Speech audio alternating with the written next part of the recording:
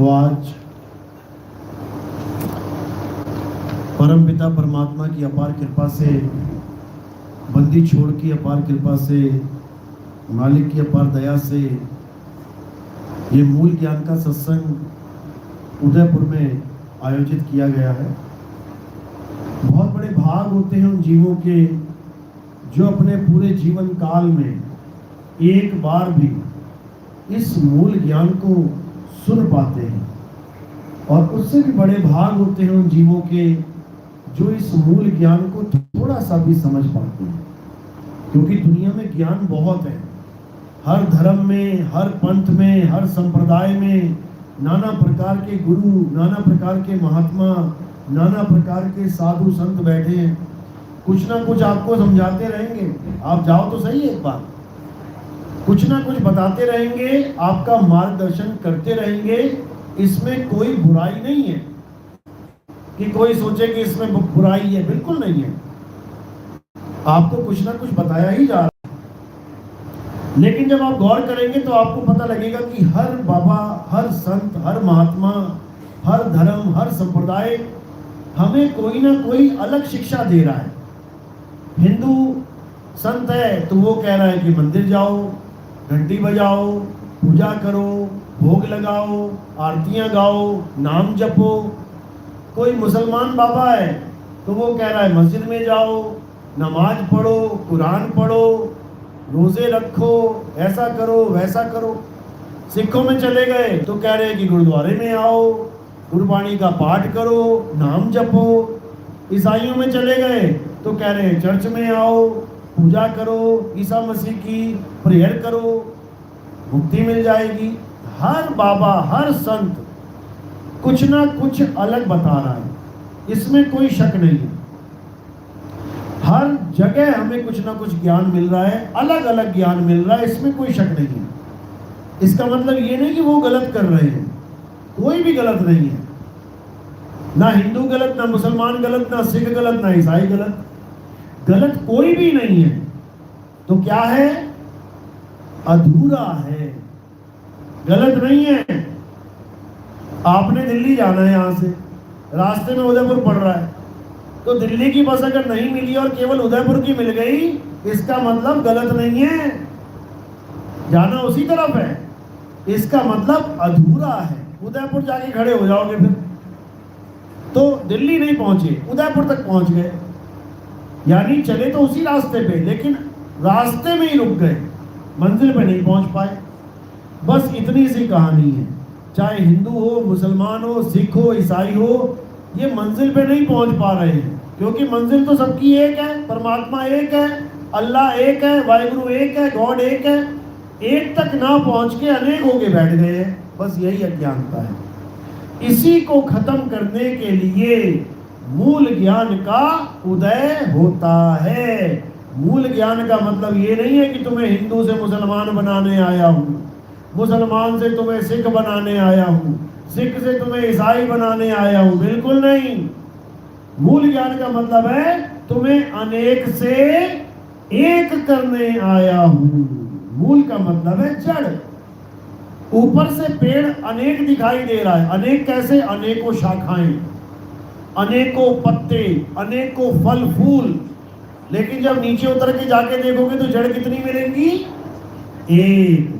वो एक ही जड़ हर प्रकार के तने को, हर प्रकार की शाखाओं को, हर प्रकार के फूल पत्तों को भोजन प्रदान कर रहा है, ऊर्जा प्रदान कर रहा है। तो उस एक मूल को जानोगे तो सब एक हो जाएंगे, और मूल को छोड़ के ऊपर चले गए तो फिर अनेक हो जाएंगे, और अनेकों में फिर झगड़ा है, लफड़ा है, फिर दंगे हैं, फसाद है। एक हो जाओगे तो सेफ हो जाओगे, फिर किसी से तुम्हें खतरा ही नहीं है। जब सब एक ही हो गए तो कौन किसे मारेगा? कोई किसी को नहीं मारेगा। तो आज का सत्संग अनेक से एक होने पर है, असत्य से सत्य होने पर है। आज का सत्संग सारे संसार को एक करने के लिए है। तो आज का सत्संग शुरू करने से पहले परम पिता परमात्मा के नाम पे जयकारा लगाएंगे और फिर सत्संग शुरू करेंगे। बोलिए परम पिता परमात्मा की। सद्गुरु बंदी छोड़ कबीर साहिब की, सभी संतों की, सभी भक्तों की, सभी महात्माओं की, इस गांव नगर बस्ती की, आज के आनंद की, सतगुरु मदनपति साहिब की, दीवान जौहरपति साहिब की, सतगुरु राम सेवक साहिब की, सतगुरु वैरागपति साहिब की, सभी संतों की, आज के आनंद की, सकल हंस को बंदगी, साहिब बंदगी सबकी। तो कबीर साहब और भी जितने संत हैं सबका एक ही संदेश है, और वो संदेश क्या है कि सत्य को जान लो, सत्य को पहचान लो, तुम और तुम्हारा स्वरूप क्या है इसको अच्छे से जान लो। अगर सबने ये जान लिया तो सबके भ्रम टूट जाएंगे, सब एक हो जाएंगे और ये पूरा विश्व एक झंडे के नीचे आगे खड़ा हो जाएगा। हर प्रकार का जात पात का भेदभाव, रंग रूप का भेदभाव, अमीर गरीब का भेदभाव सब खत्म हो जाएगा और हम सब एक परमात्मा के बच्चे एक होके एक मालिक की भक्ति करेंगे, तब सबका कल्याण होगा, तब सबको मुक्ति मिलेगी। तो एक कैसे होंगे, उसके लिए हमें ये जानना पड़ेगा कि अनेक कैसे हो गए। कबीर साहब समझा रहे हैं, आए एक ही घाट से, उतरे एक ही बाट, और बीच में दुविधा पड़ गई, हो गए 12 बाट। यानी एक ही जगह से हम आए हैं, सब मालिक के बच्चे कहां से आए हैं, एक ही जगह से, लेकिन इस संसार में आके अलग अलग होके रह गए। कारण क्या हुआ, बस ये समझना है। तो सबसे बड़ा कारण जो हमें अलग कर देता है वो क्या है, वो है 52 अक्षर। आप देखोगे जंगल में अलग अलग प्रकार के जीव जंतु रहते हैं, जैसे शेर हैं तो आप देखोगे कि सारे शेर एक जैसे ही हैं। हिरण है तो सारे हिरण एक जैसे ही हैं। हाथी घोड़े हैं तो सब एक जैसे हैं, उनमें कोई भेदभाव नहीं है। कुत्ता है तो कुत्ते ही हैं, बिल्ली है तो बिल्ली है, चिड़िया है तो चिड़िया ही है। लेकिन इंसान ये बड़ा छोटा बन बैठा, ये ब्राह्मण क्षत्रिय शूद्र बन बैठा, ये अमीर गरीब बन बैठा, ये अलग अलग जात पात में बटा हुआ बन बैठा। किसकी वजह से, अक्षरों की वजह से। जब तक अक्षर नहीं थे तब तक ये जानवरों की तरह बिल्कुल सेम था। कभी कोई जानवर आपने ऐसा नहीं देखा होगा कि कोई कहे ये ब्राह्मण हाथी है, ये शूद्र हाथी है, ये वैश्य हाथी है, ऐसा कभी नहीं देखोगे। ये ब्राह्मण हिरण है, ये वैश्य हिरण है, ये शूद्र हिरण है, ऐसा कभी नहीं देखोगे। लेकिन ये इंसानों में देख लोगे, ये ब्राह्मण जी आ रहे हैं, ये शूद्र है, ये वैश्य है, ये क्षत्रिय है। अब ये भेदभाव हुआ तो हुआ कैसे, केवल अक्षरों की वजह से। जैसे ये अक्षर बने आ आ ई ई उ ऊ का खा गा, ये कोई परमात्मा ने नहीं दिए हमें कि परमात्मा ने अक्षर देके हमें भेजा था यहाँ पे, बिल्कुल नहीं। परमात्मा तो आज भी नहीं भेजता अक्षर के साथ बच्चों को।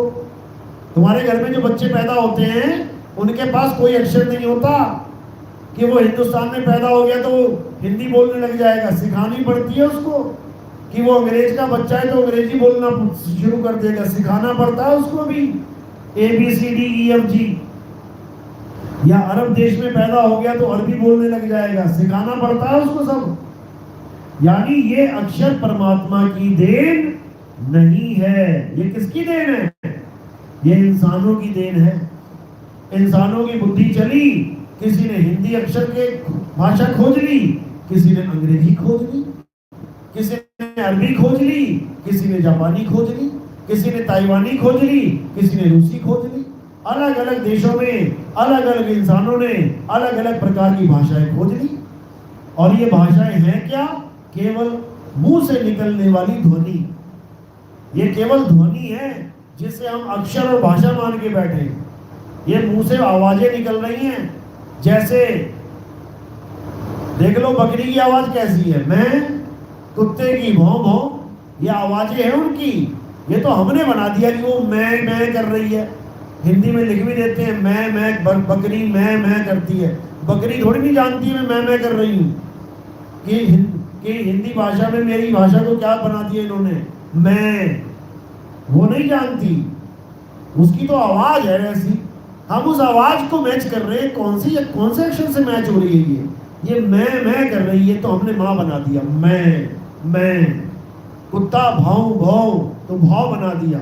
ये हमने मैच करवा दिया अक्षरों के साथ। असल में वो केवल आवाज है। जैसे तोता, हमें लगता है कि वो हमारी नकल कर रहा है, हमारे जैसे शब्दों का उच्चारण कर रहा है, जबकि वो केवल तुम्हारी आवाज की फ्रीक्वेंसी को कैच कर रहा है। तुम कह रहे हो राम, वो तुम्हारी आवाज सुन रहा है। केवल तुम्हारी आवाज कब मोटी हो रही है, कब पतली हो रही है, उसको कैच कर रहा है। वो भी कर रहा है राम।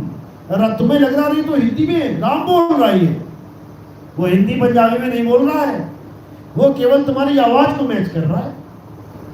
तो इन आवाजों को हमने अक्षरों का नाम दे दिया। इन आवाजों को हमने अक्षरों में लिपिबद्ध कर दिया। इन आवाजों के द्वारा ही हमने अलग अलग चीजों का नाम रख दिया। इसका नाम रख दिया गिलास, गिलास। इसका नाम रख दिया पानी, पानी। है केवल आवाज, लेकिन हमने उस आवाज को लिपिबद्ध कर दिया। इसी प्रकार 52 अक्षर उत्पन्न हो गए। अब उसी आवाज के द्वारा हम एक दूसरे की पहचान कर रहे हैं। ये कौन है? धीरज। ये केवल आवाज निकल रही है मुंह से, धीरज। उसका नाम रख दिया कि आज के बाद में धीरज कहूंगा तो ये है धीरज। आज के बाद में पानी कहूंगा तो ये है पानी। आज के बाद में हवा कहूंगा तो ये है हवा। अलग अलग अक्षरों को हम इंसानों ने उत्पन्न कर दिया। उसी के द्वारा सब बट बैठे। ब्राह्मण, शूद्र, वैश्य, क्षत्रिय, इसी में बट के रह गए। अगर ये अक्षर हटा दिए जाए, ये काका गागा खत्म कर दी जाए, ये सारे जात पात खत्म हो जाएंगे, ये सारे नाम खत्म हो जाएंगे, ये सब देवताओं के नाम खत्म हो जाएंगे, ये अल्लाह वाहिगुरु गॉड का सारे का नाम खत्म हो जाएगा, ये देशों के नाम खत्म हो जाएंगे, ये ग्रहों के नाम खत्म हो जाएंगे, ये संसार के 3 लोक की सारी चीजों के नाम खत्म हो जाएंगे।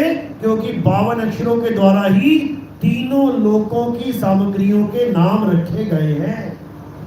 इसीलिए गुरु ग्रंथ साहब में कबीर साहब कहते हैं 52 अक्षर लोक त्रय, यानी 3 लोक में दिखने वाली हर वस्तु को 52 अक्षरों के द्वारा लिपिबद्ध कर दिया गया है।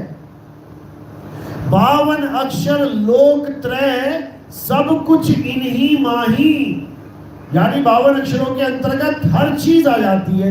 तुम किसी का भी नाम रख दो, चाहे उसको देखा है चाहे नहीं देखा है, लेकिन नाम सब रख के बैठे हैं। किसी ने शंकर जी को नहीं देखा लेकिन नाम रखा हुआ है शंकर। किसी ने ब्रह्मा जी को नहीं देखा लेकिन लिखा हुआ है ब्रह्मा। यानी जो दिखने वाली चीज है उसको तो लिखा, जो नहीं दिख रहा उसका भी नाम रख दिया। तो कह रहे हैं 52 अक्षर लोक त्रय, सब कुछ इन्हीं माही, ये आखर खिर जाएंगे, वो आखर इनमें नाही। यानी ये तीनों लोगों के जितने भी सामग्री है, ये तीनों लोगों में जितने भी नाम है, ये सब खिर जाएंगे, खत्म हो जाएंगे एक दिन। वो आखर इनमें नाही, जो परमात्मा का असली अक्षर है, जो आदि अक्षर है। आदि क्यों बोला? आदि का मतलब होता है बिल्कुल शुरुआत। यानी ये नाम भी नहीं बने थे, इंसान भी नहीं आया था, धरती आसमान पाताल भी नहीं था, तब भी वो था जिसको आदि बोला जाता है। आदि सच, जुगाद सच, है भी सच, नानक होसी भी सच। यानी जो आदि से था, है और सदा रहेगा, वो है असली सत्य, उसी को सतनाम कहते हैं। तो बाबा नानक का जो बड़ा संदेश है सबके लिए, वो सतनाम का संदेश है। बाबा नानक सारी उम्र सतनाम वाहेगुरु, सतनाम वाहेगुरु, यानी वह मेरे गुरु जिसने सतनाम का संदेश मुझे दिया, वही संदेश बाबा नानक ने आगे लोगों को पहुंचाया। सतनाम कोई मंत्र नहीं है कि कोई मंत्र सतनाम है, बिल्कुल नहीं है। सतनाम क्या है? सतनाम सत्य स्वरूप है, कर्ता पुरुष है। इसीलिए बोला एक को सतनाम कर्ता पुरुष। सतनाम मंत्र नहीं है, कर्ता पुरुष है। कर्ता पुरुष यानी जिसकी वजह से सब कुछ हो रहा है, वो है सत्य नाम। उसको जानना है, लेकिन कोई समझ नहीं पाता। गरीबदास जी की वाणी में आता है, कहते सारे खेल हमारे किए और हमसे मिले तो निश्चय जिए। अब ये वाणी कहां जा रही है, इसको कोई समझ ही नहीं सकता। सारे खेल हमारे किए यानी जो कुछ इस संसार में हो रहा है उसकी ताकत से हो रहा है। चाहे कोई अच्छा काम है, चाहे कोई बुरा काम है, ताकत कहां से मिल रही है सबको? सब जीवों को ताकत कहां से मिल रही है? परम पिता परमात्मा से। लेकिन गलती कहां कर रहा है जीव? वो ताकत लेके किसको आगे सौंप दे रहा है? इस मन को।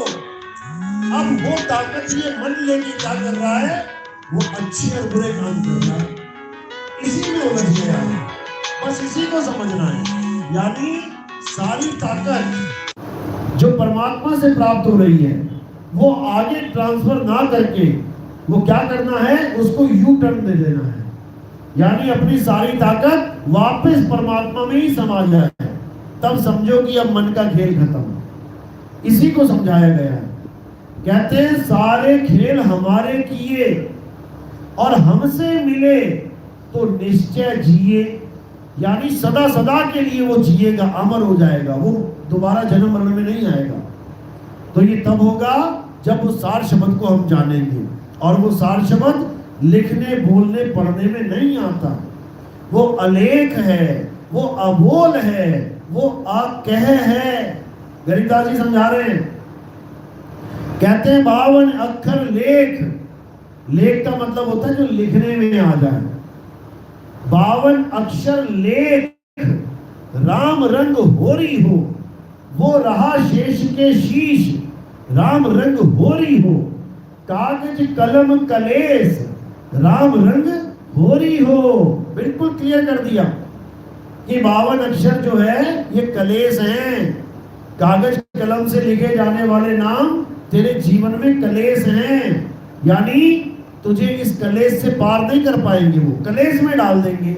कलेस क्या है? जन्म और मरण। तो जप और तप करने से किसी की मुक्ति नहीं होती, लेकिन फल तो मिलेगा। अब वो फल क्या है ये भी जानना पड़ेगा, क्योंकि कुछ भी बोओगे तो भाई पेड़ तो निकलेगा। या तो आम का बोलो या बबूल का बोलो। आम का बोओगे तो लकड़ी भी मिलेगी और आम भी खाने को मिलेंगे, और बबूल का बोओगे तो आम तो नहीं मिलेंगे लेकिन लकड़ी तो मिलेगी, दातुन कर लो। तो इसी को समझ में बात चाहिए हमारी। तो जप और तप से मुक्ति नहीं मिलेगी, आम नहीं मिलेंगे, लेकिन कुछ तो लाभ होगा। अब वो लाभ क्या है? उसके लिए क्या बताया गया है कि तपोराज और राजो नरकम। तपस्या करने से राज मिलता है। राजपाट करेगा बंदा, अच्छी बात है, अमीर हो गया, करोड़पति अरबपति हो गया। उसके बाद क्या होगा? ये मन जो बैठा है ये बुद्धि भ्रष्ट कर देगा।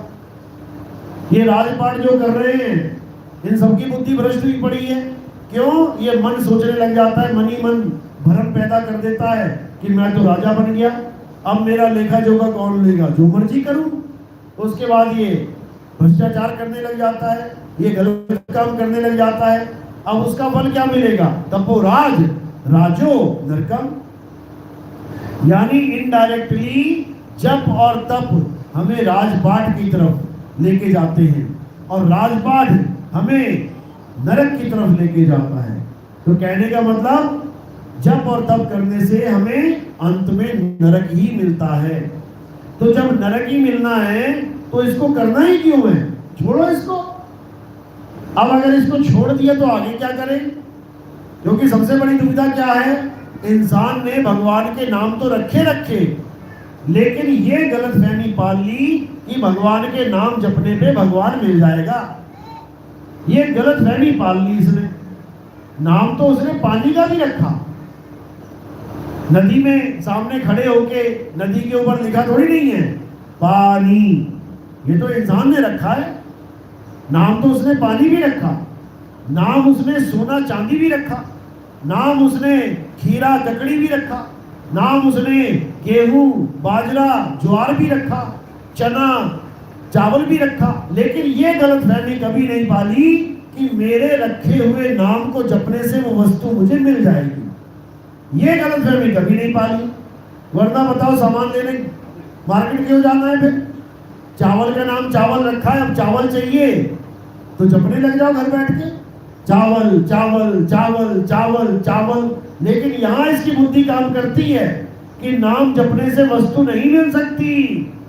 लेकिन बात जब भगवान की आ जाती है, जब परमात्मा की आ जाती है, जब अल्लाह वाहिगुरु गॉड की आ जाती है, तब इसकी बुद्धि पे ताले लग जाते हैं, तब इसकी बुद्धि में पत्थर पड़ जाते हैं और ये सोचने लग जाता है कि भगवान तो नाम जप के ही मिलता है। यही सबसे बड़ा झूठ है संसार का। परमात्मा कभी नाम जपने से नहीं मिलता, क्योंकि परमात्मा का कोई अपना नाम है ही नहीं, इंसानों ने रखे हैं। परमात्मा कैसे मिलता है, उसकी एक विधि है, और उस विधि को क्या कहते हैं? सुरत शब्द योग। परमात्मा कैसे मिलता है? परमात्मा तब मिलता है जब हमें परमात्मा का भेद पता लग जाए। पानी कैसे मिलेगा? पानी पानी जप के नहीं, पानी का भेद हमें मिल जाए। जहां पे हम खड़े हैं उसी के नीचे पानी है। क्या करना है? खोदना शुरू कर दो, तुम्हें अपने आप नीचे पानी मिल जाएगा। हीरा कहाँ है? भेद पता लगना चाहिए। कोयले की खान में हीरा है, ढूंढने लग जाओ कहाँ है खान कोयले की, तुम्हें हीरा भी मिल जाएगा। भेद पता लगना चाहिए। शहद कहाँ है? तुम्हें भेद पता लगना चाहिए। मधुमक्खी के छत्ते में ढूंढना शुरू कर दो, कहाँ है छत्ता, शहद मिल जाएगा। हर चीज का भेद पता होने पर ही वस्तु मिलेगी, नाम जप के नहीं।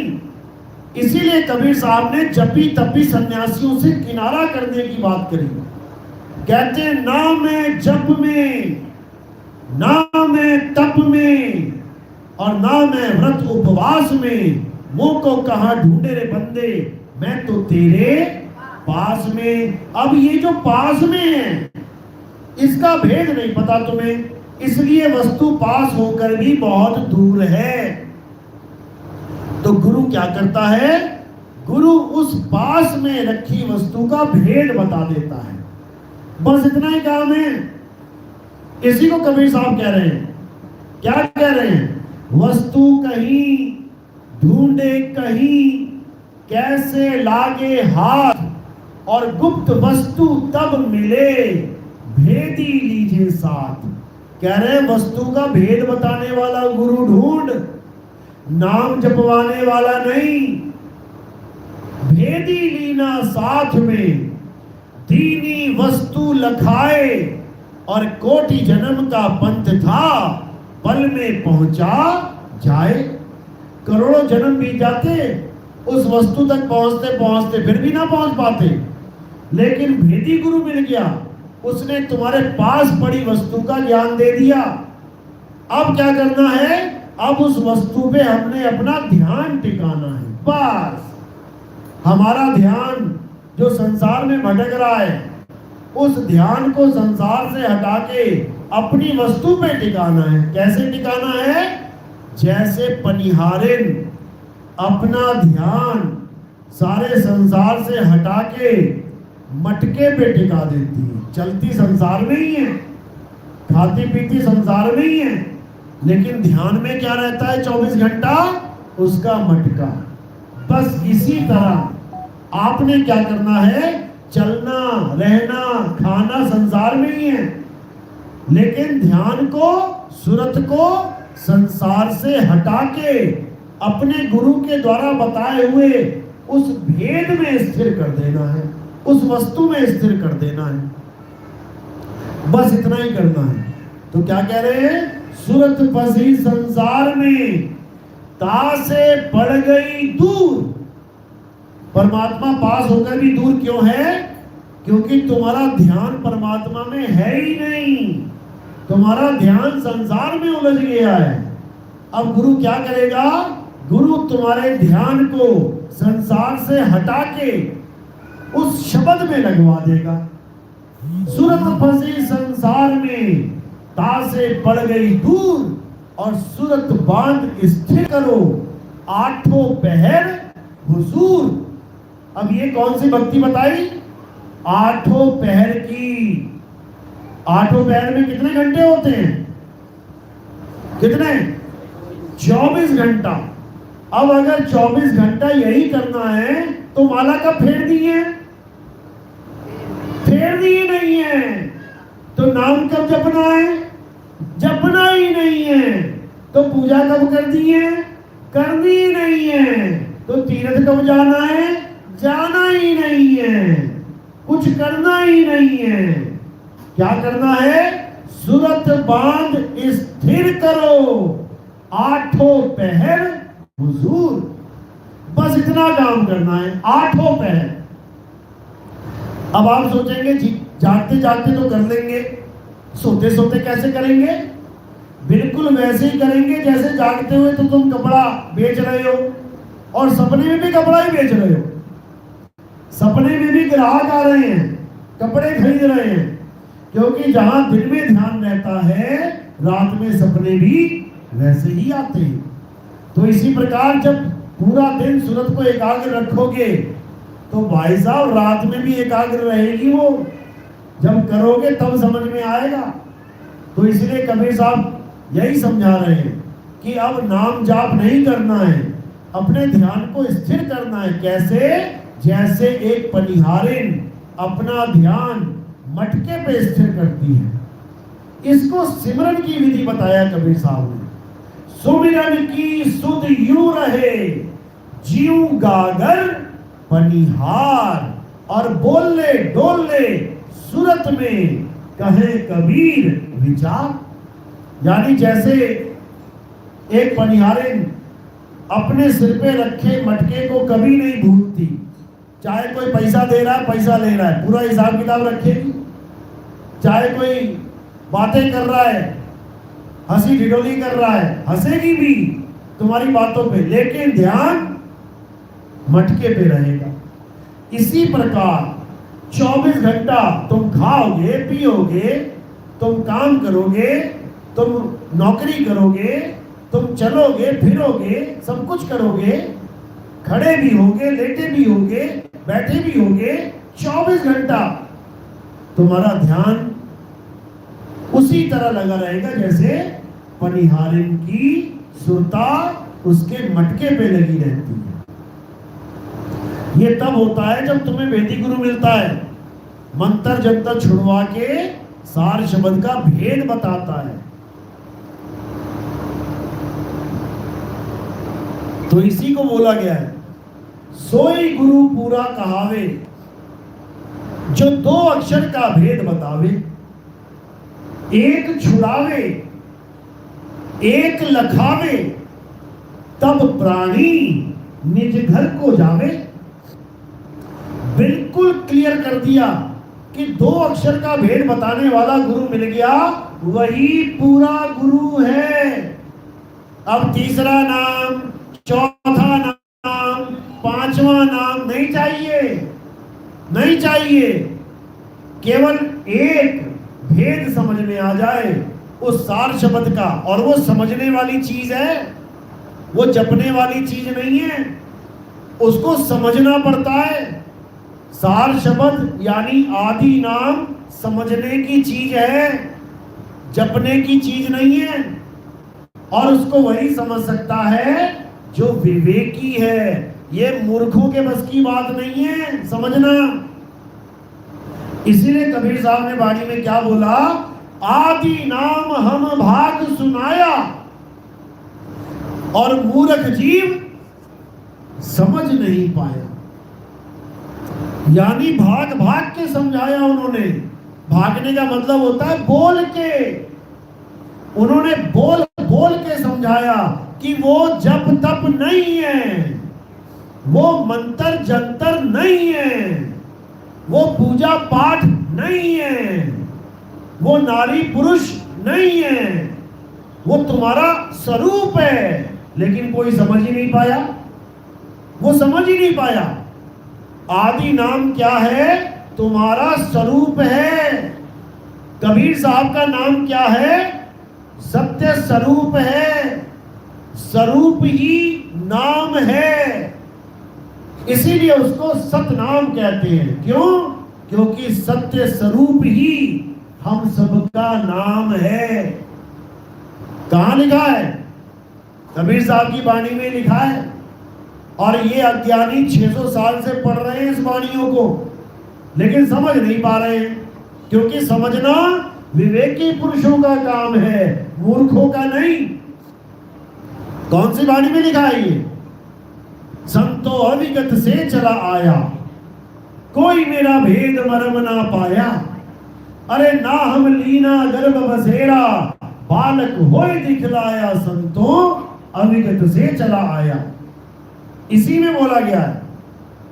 कह रहे हैं सत्य स्वरूपी नाम साहिब का, सो निज नाम हमारा। कितना क्लियर कर दिया।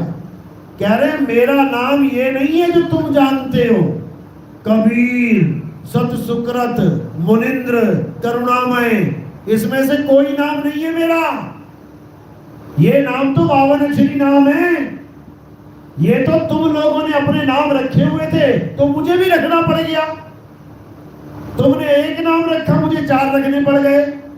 चारों युगों में 4 नाम लेके आना पड़ गया।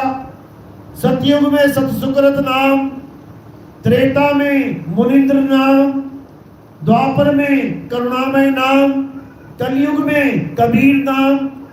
ये चारों नाम मुझे तुम्हारे बनाए अक्षरों के ही धारण करने पड़ गए।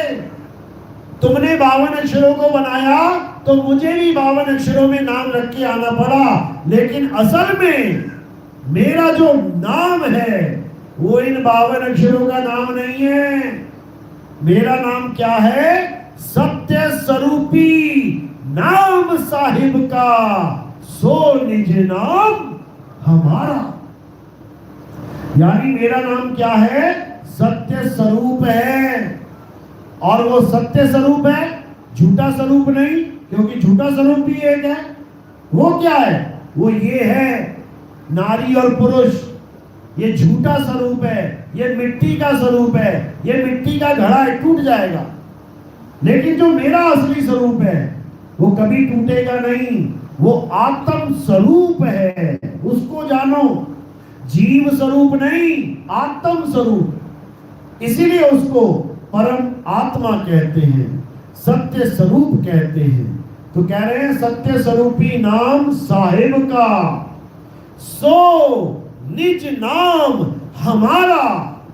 यानी मेरे नाम को कौन जानता है? जो सत्य स्वरूप साहिब को जानता है, वही जानता है कि मेरा नाम क्या है। और जो सत्य स्वरूप को नहीं जानता, वो क्या जानेगा?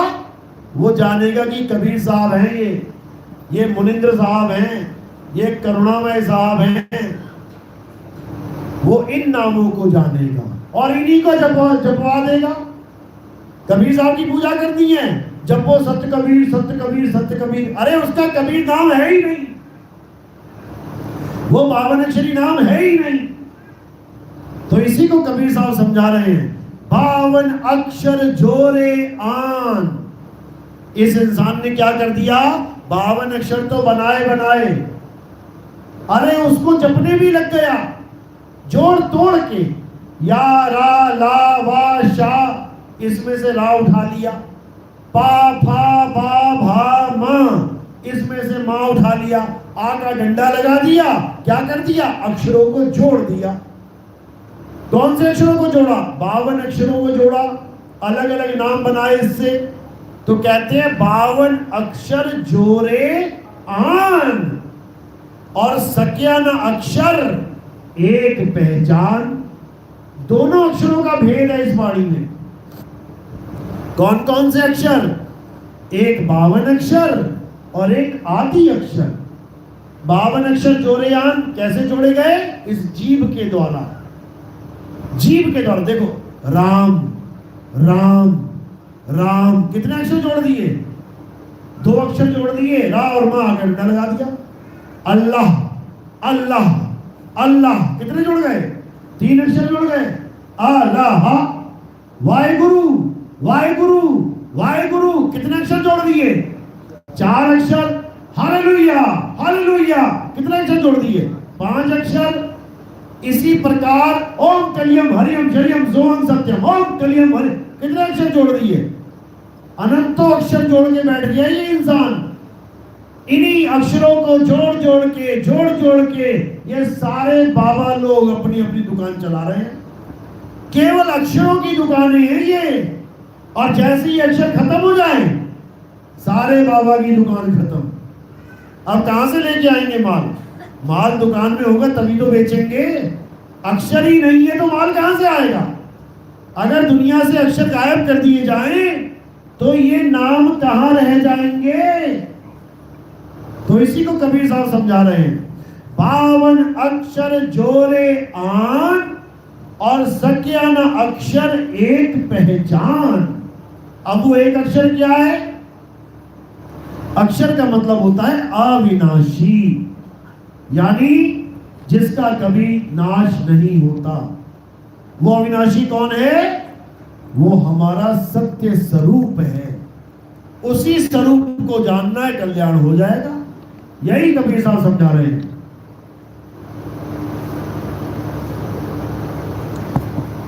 कि शब्द हमारा तू शब्द का, सुन मत जा सरक, और जो चाहे निज रूप को तो शब्द ही ले परख।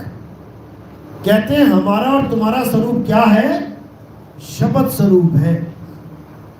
शब्द का मतलब ये नहीं कि हिंदी का शब्द, पंजाबी का शब्द, अरबी का शब्द, बिल्कुल नहीं। शब्द का मतलब होता है आवाज। हमारा और तुम्हारा क्या स्वरूप है? आवाज स्वरूप है। ये चमड़ा नहीं, ये चमड़ा तो खंडित हो जाएगा एक दिन, लेकिन जो हमारा स्वरूप है वो अखंड है। उसी को समझाया गया है कि शब्द हमारा तू शब्द का, यानी मैं भी वो अखंड शब्द हूं और तू भी वो अखंड शब्द है। शब्द हमारा तू शब्द का, सुन मत जा सरक। सरकने का मतलब जैसे 100 बंदे आते हैं सत्संग सुनने, लेकिन 20 मिनट बाद, 30 मिनट बाद 50, 60, 70 बंदे सरक जाते हैं वहां से। क्यों सरक जाते हैं? क्योंकि उनको समझ में ही नहीं आता कि बताया क्या जा रहा है। यानी पीएचडी की क्लास में अगर 5वीं के बच्चे को बैठा दिया जाए और 5 घंटे का लेक्चर है, भाई साहब वो सुन नहीं सकता। वो कोई ना कोई बहाना बना के निकल लेगा। मैडम भी है, गो टू ड्रिंक वाटर, जा बेटा, चला गया पानी पीने, वापिस ना आता वो, क्योंकि उसको लगेगा कहां फंस गया मैं, कुछ पल्ले तो पड़ ही नहीं रहा है। तो यहां वही बैठे मिलेंगे जिनको बात समझ में आ रही है, और जिनको बात समझ में नहीं आ रही है वो तुम्हें गली में टहलता मिलेगा, पता नहीं क्या क्या बताते रहते हैं। समझो, क्योंकि सत्संग का मतलब किस्से कहानियां नहीं होता। सत्संग का मतलब कोई राम जी कृष्ण जी की कथाएं नहीं होता। ये कथावाचन है, ये सत्संग नहीं है। राम जी की कहानी सुनाने आगे बताओ, अरे जन्मों जन्मों से सुन रहे हैं, तुम क्या बताओगे? तुम बताओगे रावण को किसने मारा? तुम बताओगे सीता को कौन उठा के ले गया था? तुम बताओगे जटायु किसके साथ लड़ा था? तुम बताओगे? तुम तो पैदा भी ना हुए थे, तब भी लोग जानते थे। तो ये कथावाचन है, ये सत्संग नहीं है। समझ लो, सत्संग का मतलब होता है सत्य का संग करना। और सत्य क्या है? हे अर्जुन, अगर इस संसार में कुछ सत्य है तो वो केवल और केवल आत्मा है। हे अर्जुन, आत्मा का ना तो कभी जन्म होता है, आत्मा की ना तो कभी मृत्यु होती है। आत्मा को ना तो कोई शस्त्र काट सकता है, आत्मा को ना तो कोई जला सकता है, ना ही आत्मा को कोई भिगो या सुखा सकता है। ये आत्मा ही परम सत्य है, लेकिन इस आत्मा को जानना किसी के बस की बात नहीं है। कब जाना जा सकता है इसको?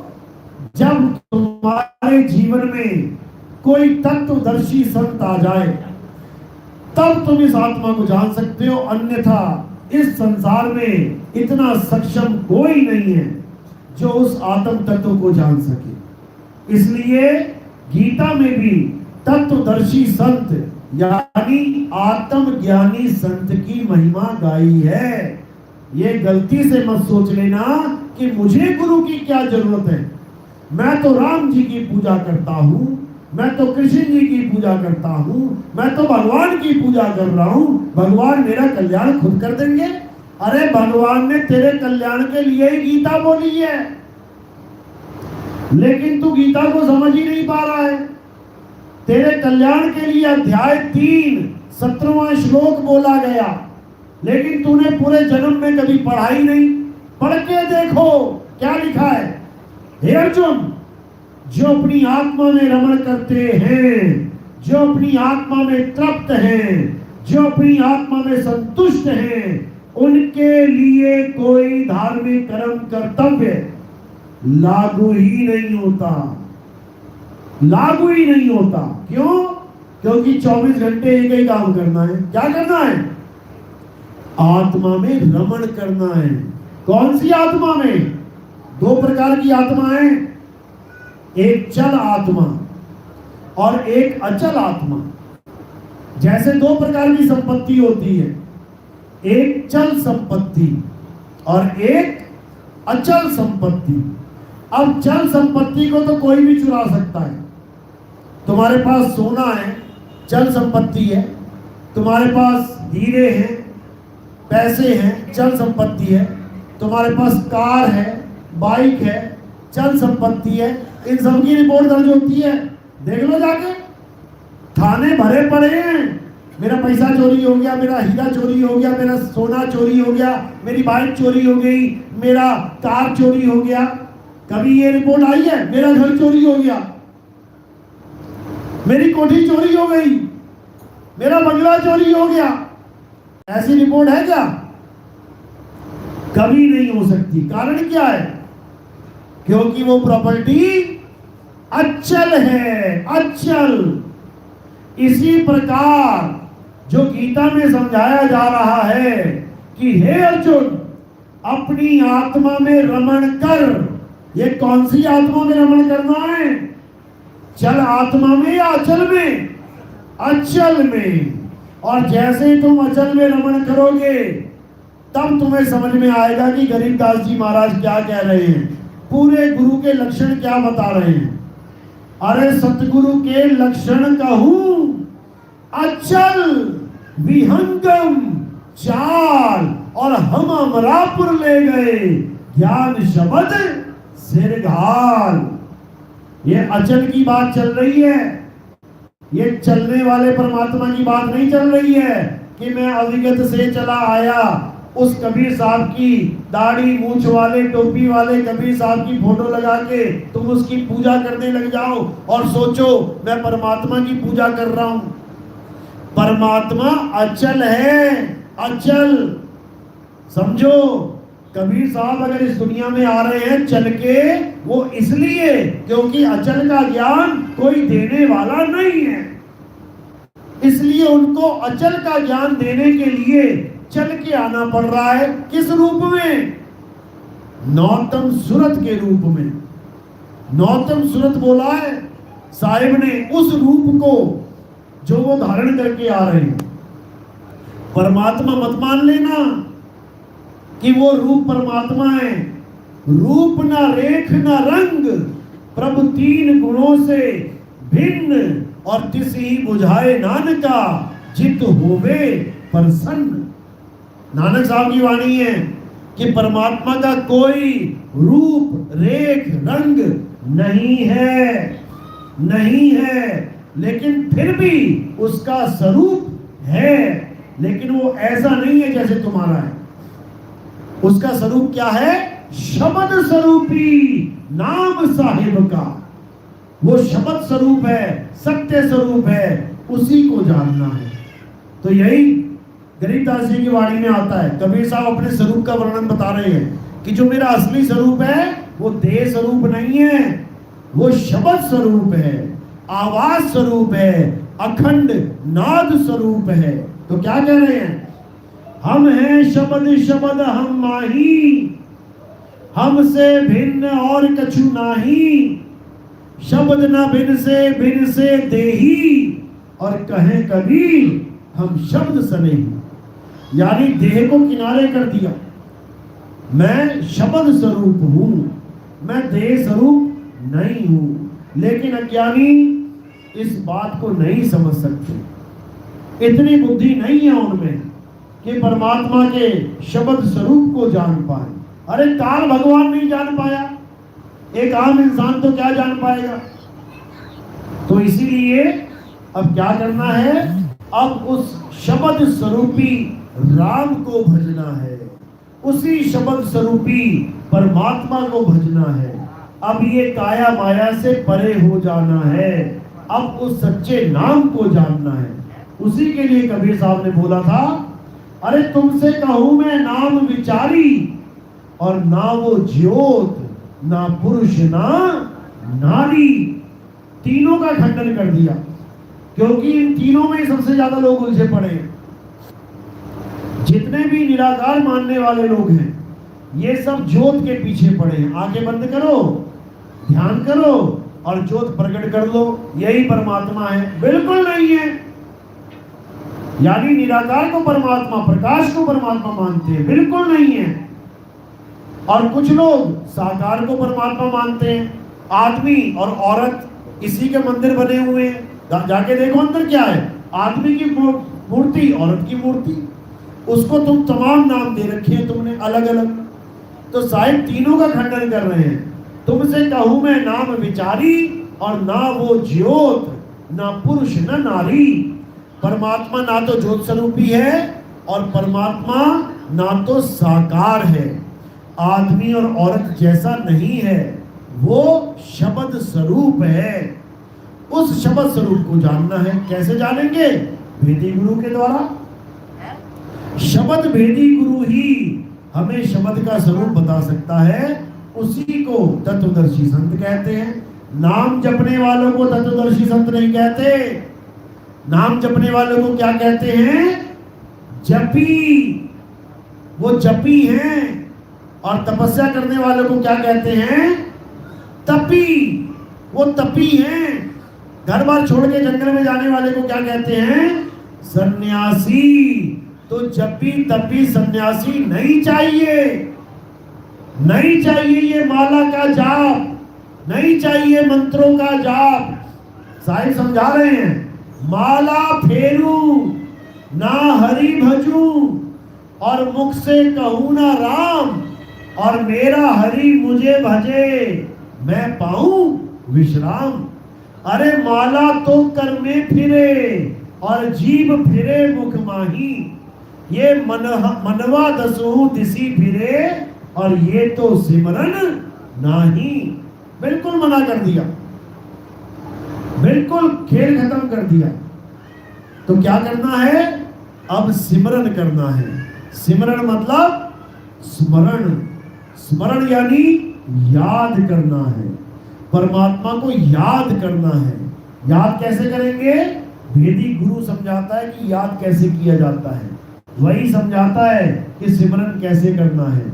जाप को छोड़ना है और अब मालिक को याद करना है, तभी कल्याण होगा, नहीं तो नहीं होगा। तो साहिब ने जप तप पूजा पाठ व्रत हवन यज्ञ इन सबको मना किया है, मत करो। शुरुआत करा है तो अच्छी बात है, लेकिन अंत यहाँ पे नहीं होना चाहिए। बचपन में A for apple, B for bat, C for cat, का से कबूतर, खा से खरगोश पढ़ा है तो अच्छी बात है, लेकिन अंत यहाँ पे नहीं होना चाहिए। अगर तुम्हारी पढ़ाई का अंत का से कबूतर खा से खरगोश तक रह गया तो ना तो तुम कभी डॉक्टर बन पाओगे, ना कभी इंजीनियर बन पाओगे, ना ही कोई नौकरी मिलेगी। नौकरी लेने गए और वो पूछेगा क्या पढ़ा, कहां तक पढ़ा, मुझे जी आता है पढ़ना लिखना, बताओ। अब तुम चालू हो जाओ, का से कबूतर, खा से खरगोश, गा से गमला। हो गएगा भाई वो दरवाजा उधर है, दा से दरवाजा उधर है, और ना से निकल यहां से। समझो, वो नौकरी नहीं देगा तुम्हें। क्यों? क्योंकि ये शुरुआती पढ़ाई है। इसी प्रकार मंदिर, मस्जिद, गुरुद्वारा, चर्च, ये आरतियां, ये नमाजें, ये प्रेयर, ये अरदासें, ये गुरबानियां, ये सब शुरुआती दौर है। ये परमात्मा से, अल्लाह से, वाहिगुरु से, गॉड से तुम्हें प्यार हो जाए, ये इसलिए बनाई गई हैं। ये इसलिए नहीं बनाई गई कि इसी में तुमने अंत करना है। अंत कहां पे करना है? हे अर्जुन, जो अपने जीवन काल में आत्मा को जान लेते हैं। कौन सी आत्मा? अचल आत्मा। वो इस भवसागर से पार हो जाते हैं। अभी अचल आत्मा का जिक्र कहां है?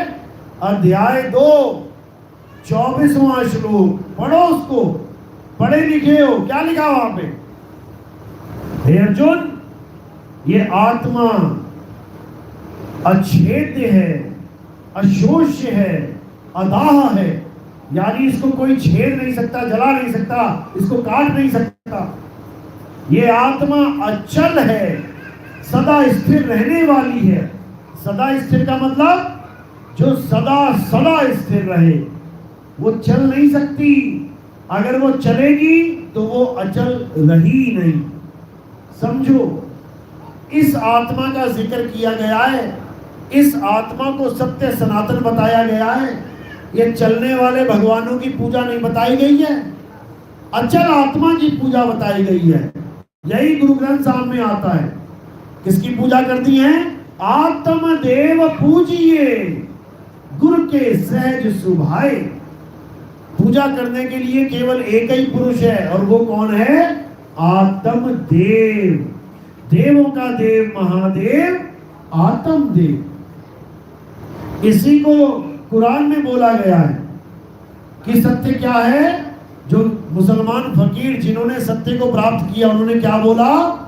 उन्होंने कहा अनल हक। अनल हक यानी मैं ही सत्य हूं। ये बात कब कही जा सकती है?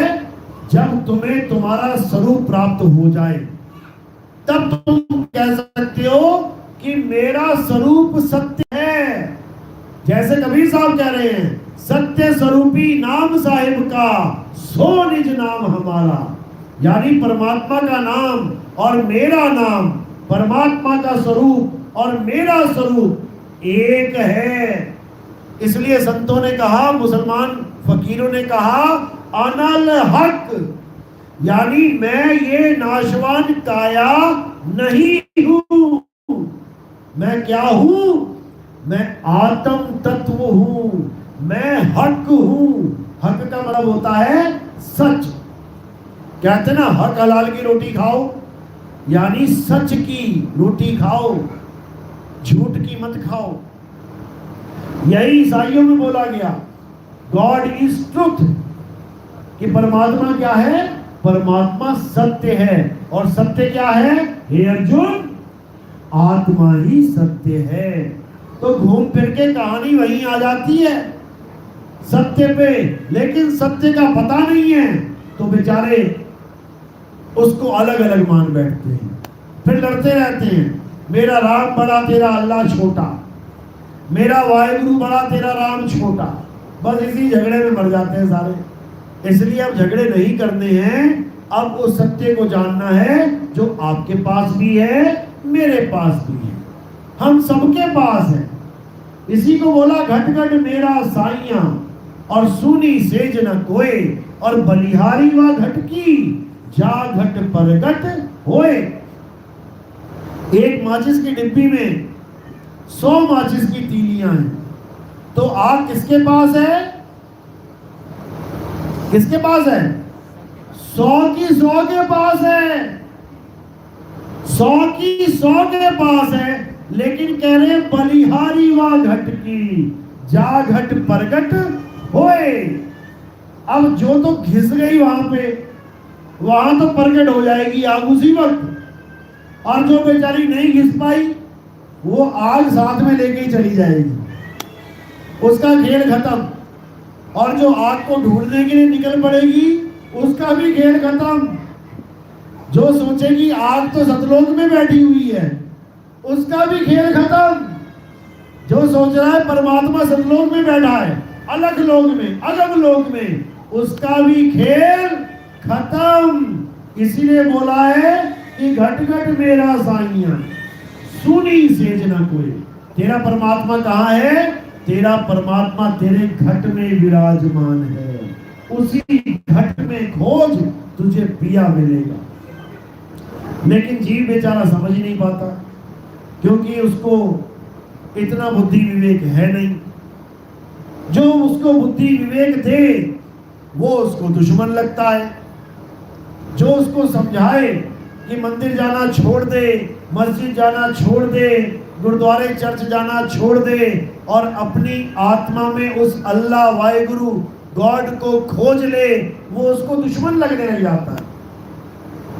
यानी हर माचिस को समझाया जा रहा है कि आग तुझ में है, वो कह रही ना जी मुझ में कहां से है, मंदिर में है आग। तो भैया मंदिर में जाके ढूंढ ले, मंदिर में भगवान है तो मंदिर में जाके ढूंढ ले, मिल जाए तो। अरे मंदिर के भगवान चोरी हो जाते हैं, उनकी FIR इंसानों के पास जाके करानी पड़ती है।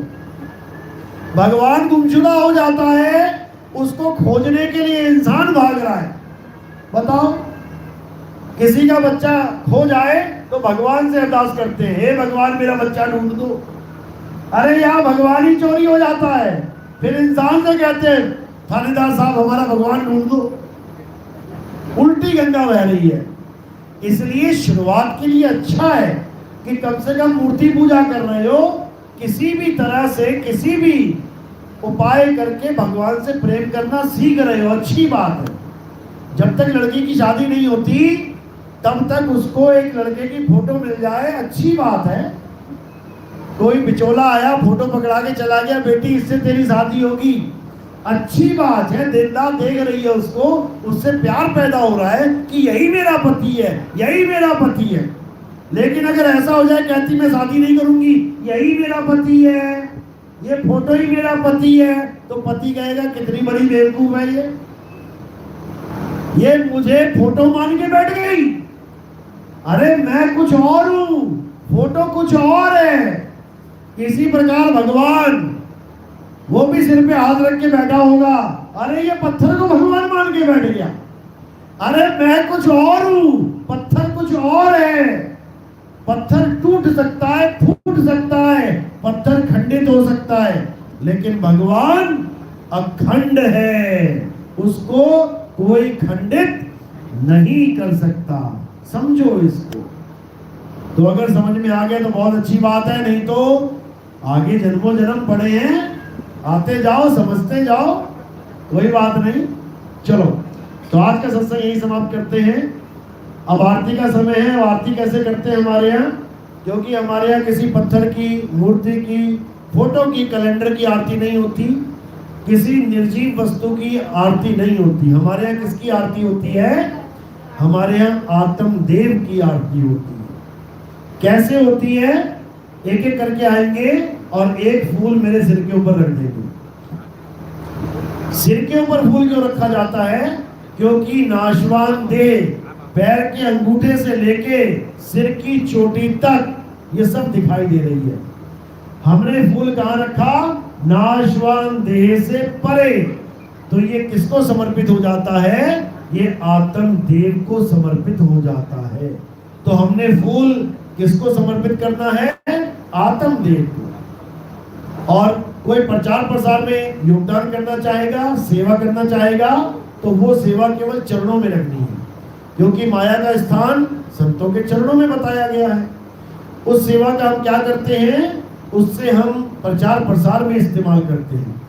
आप घर में टीवी है आपके, आप सुबह सुबह साधना टीवी और ईश्वर टीवी, अगर आप ये खोल के बैठेंगे, सुबह 6:30-7 बजे बैठ जाना, उसमें आपको कई बाबा लोग दिखाई देंगे जो 1-1 घंटा, 2-2 घंटा, 3-3 घंटा यही बोलेंगे, नाम जपो, नाम जपो, नाम जपो। तो जैसी बाबा ये नाम जपो करके जाएगा, वैसे ही मैं आ जाऊंगा और मैं क्या बोलूंगा कि नाम छोड़ो, नाम छोड़ो, नाम छोड़ो। तो जो मालिक के विवेकी हंस होंगे वो एकदम जागेंगे कि नाम जपवाने की बात तो सब कर रहे हैं, ये नाम छुड़वाने वाला कौन आ गया? तो उससे कांटेक्ट करने की कोशिश करेंगे। कैसे करेंगे? नीचे ही मेरा नंबर दिया होता है टीवी की स्क्रीन पे। तो जैसे ही वो ये बात सुनते हैं उसी वक्त फोन आता है कि भाई आप कहाँ, कौन से पंथ से हो, क्या बता रहे हो, नाम छोड़ेंगे तो करेंगे क्या? तो उनको हम लोग YouTube चैनल से जोड़ देते हैं। उसके बाद वो दिन रात हमारे सत्संग सुनता है और इस जीवन को सफल कैसे करना है इसको समझता है। तो ऐसे आप लोग का जो योगदान है उसको हम जीवों की भलाई के लिए इस्तेमाल करते हैं। हमने कोई आश्रम नहीं बनाया, 2010 से हम प्रचार कर रहे हैं, कोई आश्रम नहीं बनाया आज तक और ना ही कभी बनाएंगे, क्योंकि आश्रम की भूख कभी खत्म होने वाली नहीं है। देखो कोई बाबा आता है जो छोटी सी झोपड़ी में होता है, 100 बंदे जुड़ गए तो वही झोपड़ी पक्का मकान बन जाता है, 1000 बंदे जुड़ गए तो वही बाबा पक्के मकान से एक बड़ी सी बंगले में आ जाता है, लाख करोड़ बंदे जुड़ गए तो बड़े बड़े आश्रम घर बना देता है। तो ये हवस कभी खत्म नहीं होती, इसलिए हमने ये पाली ही नहीं है। हमारा सिद्धांत एक है, जागो और भागो।